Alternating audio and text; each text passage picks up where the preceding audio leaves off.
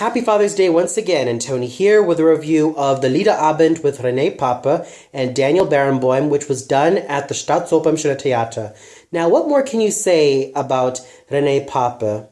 He is not only one of my most favorite bassos of all time, and also that of the 21st century, but just like his predecessors, Nazareno de Angelis, Tancredi Pesero, Ezio Pinza, Hans Hotter, Jerome Hines, Kim Borg, Giorgio Tozzi, Cesare Siepi, Nikolai Gyaurov, and Samuel Ramey and Ferruccio Furlanetto. He has sung a wide array of roles and even embraced and encompassed all of these roles, whether they be bel canto or Verdi or Verismo or even Wagner, to even some of the Russian, English, and French works. This gentleman is very versatile in these different types of roles, and not just his native German repertoire.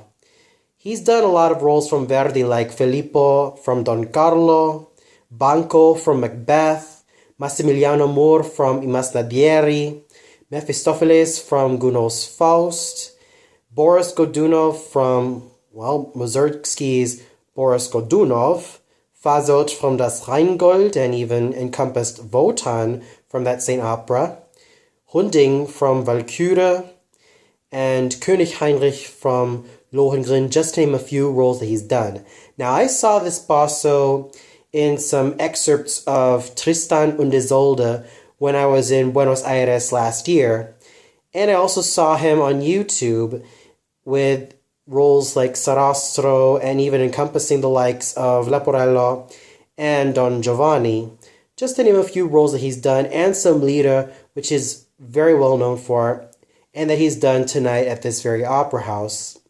So, as you can tell, he's extremely versatile, and he's encompassed a huge array of roles that he's been very well known to the public as an intense singing actor. So, how did he fare in this Liederabend? I thought it was just absolutely gorgeous, just watching his every move in this, concert. Now, what I've noticed is that the first part of the Liederabend, which is basically compositions by Beethoven and Dvorak, they're mainly involving, invocations to God or prayers to God, as in praying for him in times of need, in times of sorrow, and they have a certain spiritual quality to it.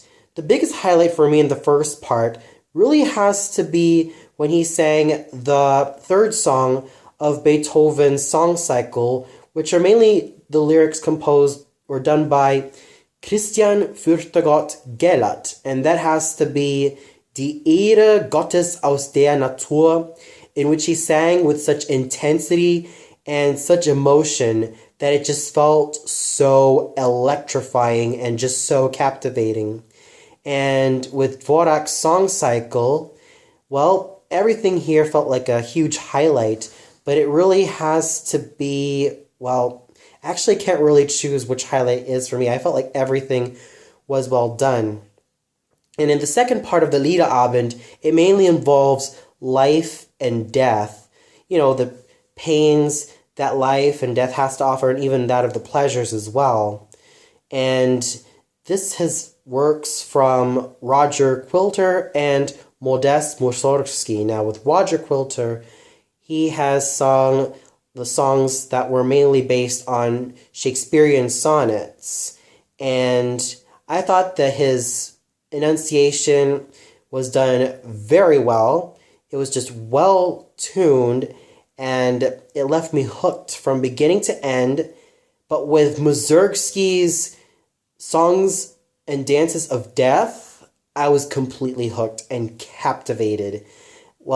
Especially the fourth selection, Feldherr, or I don't know how to call this in Russian, but it's mainly a lord who is, the field lord, so to say. So, yeah, it was the fourth selection of the songs and dances of death that I felt really captivated. But he was actually very captivating, all of them. Every word, every syllable, every note that he sang had a meaning, and he injected such subtext meaning and just a huge definition into each of these words that they become very hypnotic and just simply left me on the edge of my seat.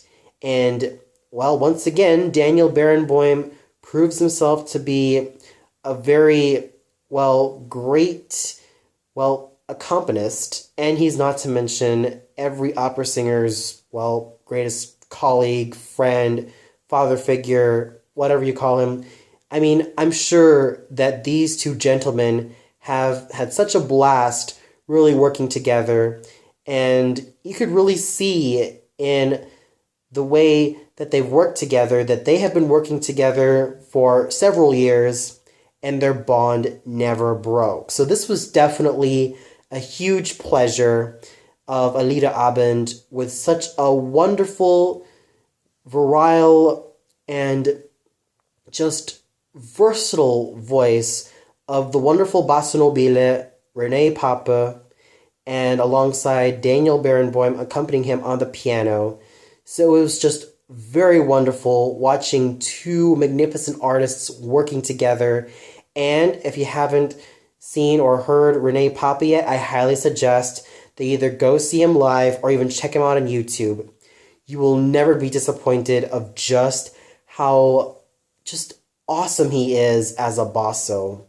His velvety tone, his arresting stage presence, his accuracy on the notes, every notes that he sings, whether they be high or even the deepest notes, he hits them all with fluidity, grace, and such a flawless technique. Go ahead and check him out if you haven't already. Well, that's all for now. Be sure to tune in tomorrow where I review Strauss's Ariadne auf Naxos, which is going to be done at the Staatsoper Schiller Theater. So until then, I hope you all had a very wonderful Father's Day, and thanks for watching.